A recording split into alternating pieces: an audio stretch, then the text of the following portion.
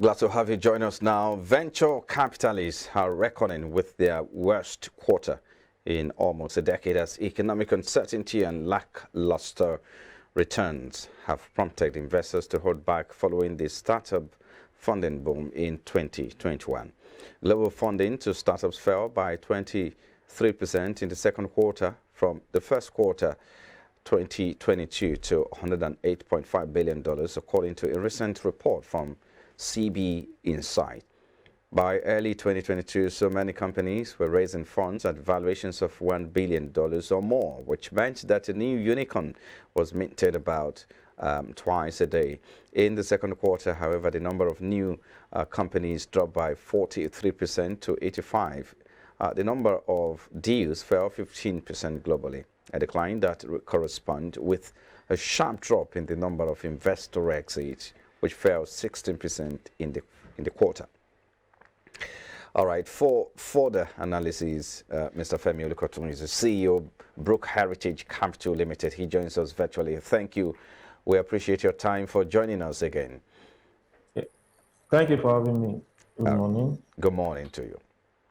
Well, as of March, this year, we saw about 110 Nigerian startups raise about $1.12 billion, already more than half of last year's total. That's about 52.3%. However, investment in Nigerian tech dropped by 30% towards the end of the second quarter this year. That's according to data from Africa, the Big Deal, which of course talk about how much came into the country. So first, let me ask you, what's your impression when compared to the boom recorded in 2021? Did you see this coming? Well, I won't say I see this coming, and based on economic focus and analysis, this is not the expectation, and the reason being that that is why you have a force majeure sometimes in basic economic or deal arrangements, because I'll just go straight to the point. The Ukraine-Russian war is a major setback that was not really predicted by the world to actually have this kind of serious impact. So I think basically that is what is responsible. It's not something that we will have done a forecast for, because steadily, apart from the COVID crisis, there have been significant growth in startup, and at some point, Lagos, as we speak, Lagos is still ranked the highest even in Africa in terms of cities that are doing well in the area of startups. So I do not see it coming, and I don't think this is actually part of the international economic forecast for the year. So it's actually a rude shock that it's coming, but we have to live with it. But with this current figure, what does it portend for the Nigeria market? Of course, we understand that there are prospects here in the Nigerian market, and it seems all eyes on the Nigerian market in terms of when it comes to tech startups. There was a big boom last year in 2021 when you compare this to this year of what. So what does this decline portend for the tech startup ecosystem in Nigeria?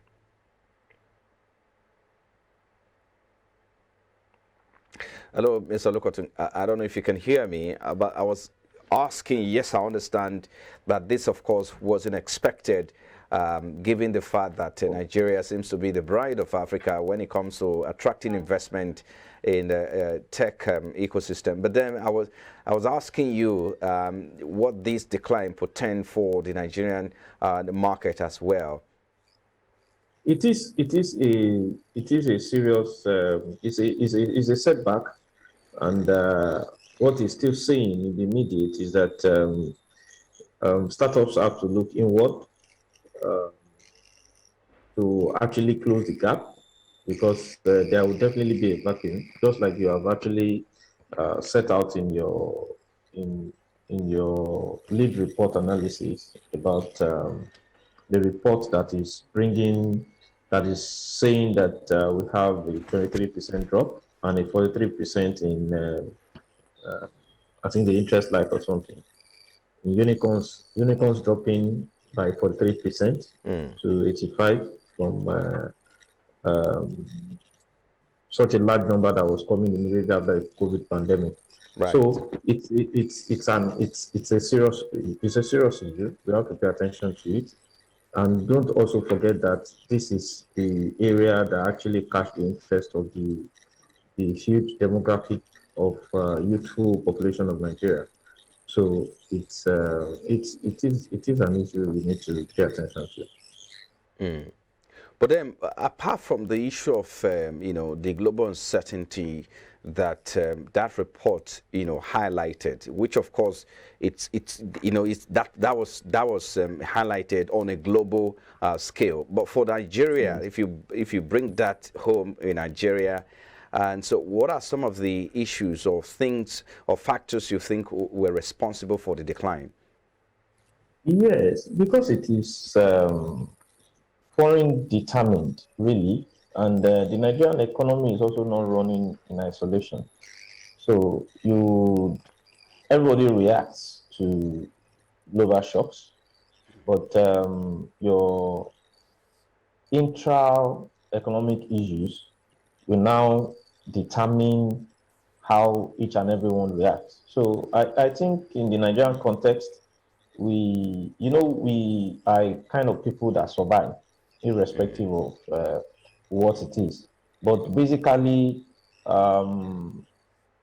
we have major startups in Nigeria, in specific in Lagos, in the area of technology, agri, education, really. Those are where the startups are. Yeah, I guess you were trying to talk about the fact that those were the most attractive sector when it comes to, startup funding, traction and investment as well. Hello? Yes, go ahead, please. Yes, you were making a point. Yes, go ahead. I can hear you. Hello, Mr. Lukoto. I can hear you clearly. Yes. Okay. No, so what I'm trying to say is that it's the effect in Nigeria is the same effect globally, and it's our intra factor as a country is what will now determine the extent at which these negative effects will go. And just like I was saying that these startups and tech innovations has a lot to do with a very key demographic, has a very key effect on the demographic look of Nigeria, because we have a lot of youth with a median age of about 20, 22. That's huge. So you see that, and that is the area of interest that actually get them busy and continue to keep them going. So it's a serious issue that we need to pay very serious attention to. Government should must rise up to it in various ways in which we can cushion the effect that is going to have, really. Let me come to the point you made earlier about the fact that we need to start looking inward, because it seems that those who are contributed, or the major investors in Nigerian market, seems to be the foreigners as well. You talk about looking inward. How much of viability or potential investors do we have in Nigeria if we have to look inward? Well, we have potential investors in Nigeria, and we have the angel investors. We have the Lagos Angel Network. Because why I was asking that question is the fact that it seems that we really do not have, indigenous angel investors who are interested in tech startups. In tech startups, there is a particular one that the Covenant Christian Center Research is also trying to promote. So we have them like that, a pocket of them. We only need to actually build it up and continue to channel local funds. You know, these angel investors, you will be able to speak the language that we all understand. When I say the language that we understand, the is a population of over 200 million people in estimate as we speak now. So the more we're able to do things within ourselves, the better for everybody. So we must look inward to these local angel investors. I think Lagos State is trying to create a lot of innovation hubs and what have you. These are things we need to do to ensure that we have these across the country. Because Lagos is just a state, we should have tech startup innovations around other areas, like in the regional, as a regional operation. You can have Northwest, you can have a Kaduna, you can have a Kano, Southeast, you can have Onitsha, you can have Aba, Southwest, you have Lagos already, you can have Ibadan, you can have Abeokuta, so that you have startups, angel investors that are going to be localized. Because if you observe that we have the Lagos Angel Network, the Lagos Angel Network, they are trying to grow their tent in the tech ecosystem. And the likes of Adetunji Elesho, Olamide Soyombo, Olumide Soyombo, Michael Okareji, and Co. Omobola Johnson. So these are locally, let me say, local made. So that they really need to actually come up now, because obviously with that report, that with your lead report, the foreign investors are going to actually be looking. It's not, if you look at that report, you know, Bloomberg has a report very close to that too, to what you presented. If you look at their report, you discover that the available fund is actually growing, but the VCs are not ready to actually put in their money because of the economic loom, that because of the doom they are looking at. So it's not that that money is not available, and that is where the local investments actually come in, because they can actually localize their investment and they can see the problem. Because most of these innovations, that's why we call it innovation, and that's why we call it disruptions. They are actually coming in to actually make life better. So, and when that is being done, that the life is going to affect, you understand it more than a foreigner that is coming to take advantage of an opportunity. Interesting point you've made there.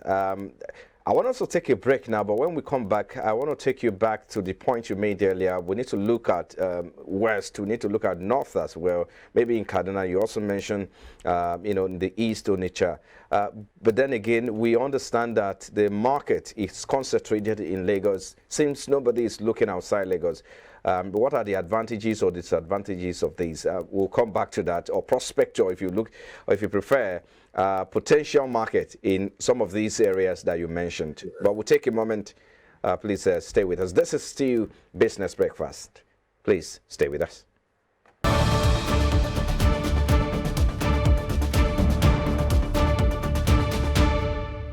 Thank you for joining us again, Mr. Femi Olukotun. He's the CEO, Brook Heritage Capital, and we'll be looking at the global startup funding and, of course, the prospect in the Nigerian market, and, of course, in 2022, understanding that the interest of investors in tech startup declined in the second quarter of 2022. Well, of course, let's look at the prospect and, of course, what are the gains here? What are the lessons we can learn from here? How do we expand the market more? How do we attract more investors into the market, given the challenges that the market is facing?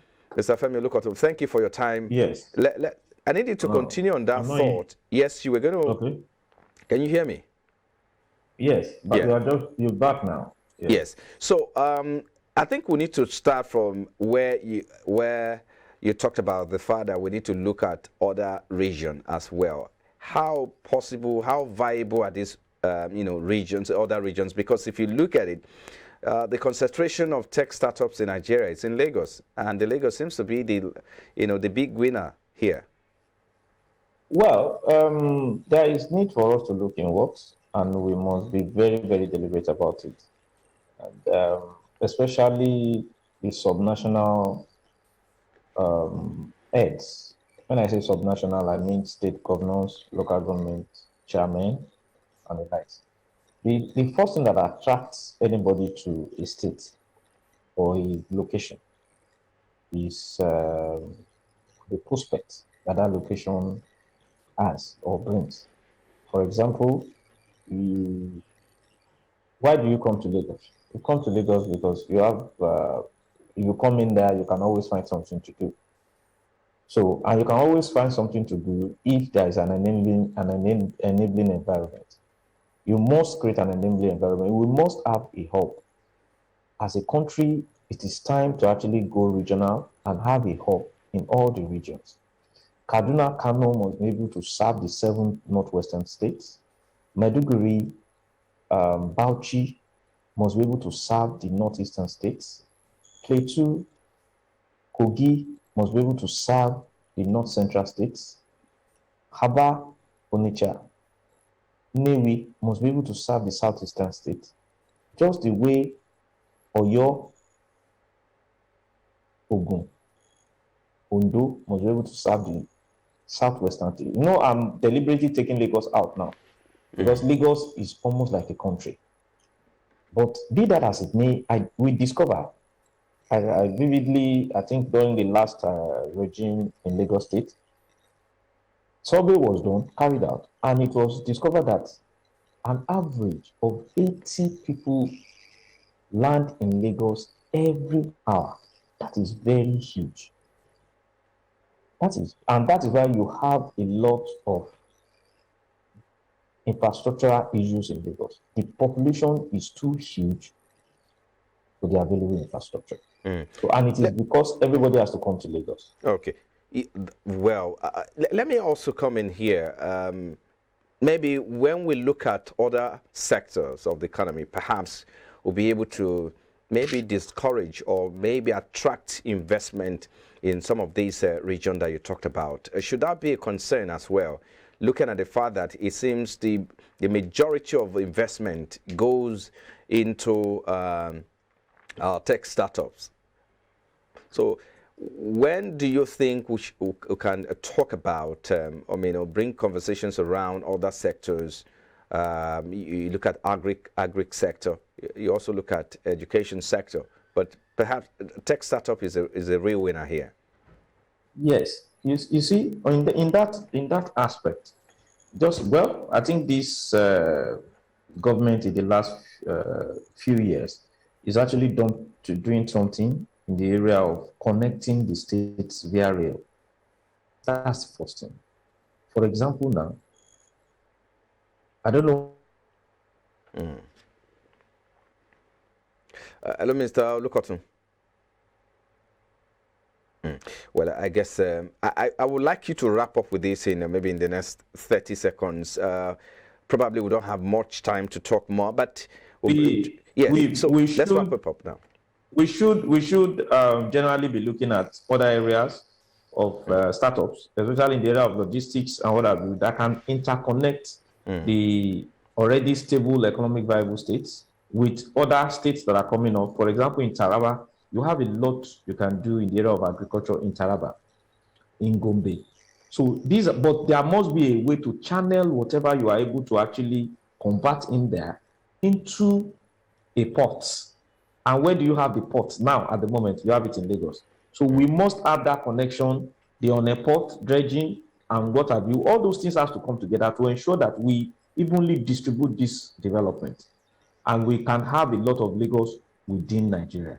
So that is when the capacity of Nigeria as the largest economy in Africa can now begin to have a steady footing in the economies of the world. Okay, I think we'll have to leave it there. Femi Olukotun is the CEO, Brook Heritage Capital Limited. Thank you for your time on Business Breakfast. Thank you for having me. Thank you.